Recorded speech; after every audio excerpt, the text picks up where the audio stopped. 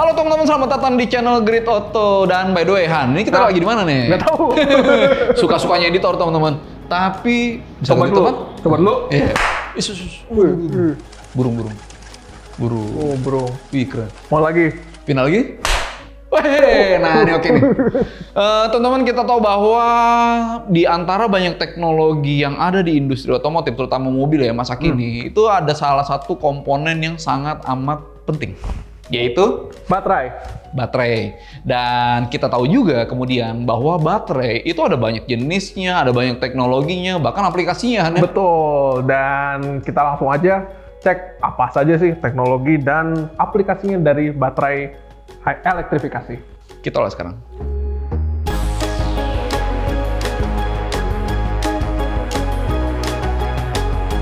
Nah, mungkin teman-teman bertanya kenapa kita membahas baterai sekarang. Yeah. Tapi kalau ngelihat dari sejarahnya, baterai itu adalah salah satu komponen secara umum, bahkan nggak perlu elektrifikasi pun, itu yang paling sering berevolusi dari masa ke masa. Sebentar, Han, kalau nggak elektrifikasi berarti termasuk aki ya? Iya, termasuk aki. Ya. Benar. Dan kalau ngelihat dari teknologinya yang sekarang, itu dibagi dalam 3 macam. Ada lead acid yang paling basic. Yeah. Lalu ada nickel metal hydride, yang kedua paling basic, yang tier 2, dan yang ketiga adalah lithium ion. Yes, dan tambahan lagi nih Han, ya. Di luar dari soal technical produknya teman-teman, baterai itu, itu salah satu penyumbang pembentuk komponen harga. Iya, betul. Karena di mobil listrik teman-teman, di mana baterai itu sangat dominan ya kan, nggak ada mesin bakar ya kan. Kalau mobil listrik aja BEV, itu bisa sampai 30-40%. Oh sebentar. Satu contoh, VinFast Type 5. Itu kemarin di Gias 218 juta dijualnya. Dengan baterai itu 270 juta. 60 juta sendiri baterainya. Artinya teman-teman bisa membayangkan betapa nggak hanya besar perannya, tapi juga besar bentuk harganya. Gitu. Jadi ya kita bisa membayangkan baterai itu sekrusial apa. Dan sekarang kita akan menjelaskan kira-kira dalam performanya itu apa aja sih faktor-faktor yang berpengaruh dalam sebuah baterai. Hal pertama terkait baterai teman-teman adalah soal bobot. Karena bisa membayangkan sebuah mobil, nih motor listriknya sama, mobilnya sama, tapi dengan baterai yang berbeda, itu bobotnya juga bisa berbeda teman-teman. Itu adalah masalah mendasar dari performa mobil kan, salah satunya adalah bobot. Nah, di antara ketiga baterai ini, yang paling sederhana, yang kebetulan, yang sialnya nih, baterai yang paling berat adalah lead acid. Ya, kalau diibaratkan manusia nih, itu kayak bawa tas dengan bobot yang berat sehingga dia agak susah nih, mau berlari aja susah. Kira-kira begitulah, bobot yang berat berpengaruh sama performa mobil. Lalu di atasnya nih, yang secara bobot sedikit lebih ringan, itu adalah nickel metal hydride. Dia bisa membuat mobil melaju lebih kencang, bisa membuat mobil bermanuver lebih enak karena bobotnya lebih ringan. Nah, yang paling oke teman-teman, itu adalah lithium ion. Ini the best nih di antara semuanya, dan dia paling paling tidak memberi beban kepada mobil, sehingga motor listrik bisa ngebuat mobil berlari lebih cepat, berakselerasi lebih lekas, dan pada akhirnya performanya lebih mantap. Dan soal pengisian daya teman-teman, 3 teknologi baterai EV itu memiliki performanya masing-masing ya. Ini ibarat orang makan, semakin cepat itu semakin hemat waktu. Pertama dari lead acid, dia memang yang paling primitif, of course. Pengecasannya itu yang paling lama. Lalu di atasnya adalah nickel metal hydride yang dia secara pengecasan itu lebih cepat, tapi dia punya kerentanan untuk terjadinya overcharging. Dan yang paling tinggi dan yang paling canggih adalah lithium ion dengan kecepatan yang paling cepat untuk pengisian daya, bahkan dia sudah didukung oleh battery management system yang paling canggih dan juga SPKLU dengan voltase paling tinggi. Wow.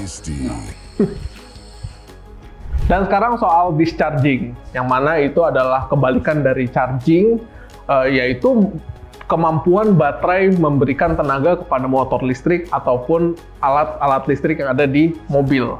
Ibaratnya seperti gelas berisi teh ini. Gelas berisi teh ini seperti baterai yang penuh, dan ini akan diminum oleh Mas Bowie. Jadi, kalau lithium ion dengan performa discharging yang sangat bagus, dia seperti minum teh yang pelan-pelan aja, dikit-dikit, tapi jarak tempuhnya itu jauh dan tentu saja nikmat untuk dinikmati. Dan kedua, itu adalah nickel metal hydride yang ya dari discharging dia lebih tinggi rate-nya, lebih cepat minumnya.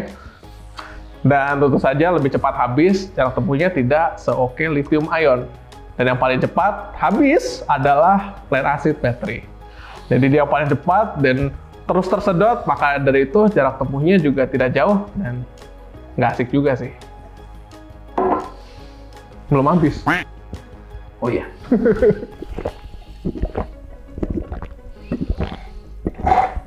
Gitu. Dan sekarang soal cost atau biaya. 3 teknologi baterai mobil listrik ini memiliki bahan yang berbeda dan tentu saja dari segi cost juga berbeda. Seperti lead acid battery dengan bahan yang lebih common dan juga lebih simple, cost-nya tentu saja yang paling murah.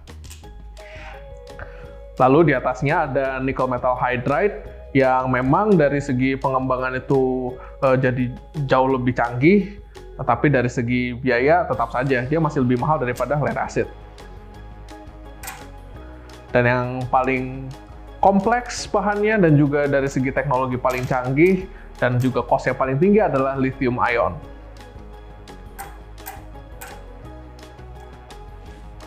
Lalu teman-teman, pertanyaannya adalah soal mobil mana yang menggunakan baterai apa? Soal aplikasi.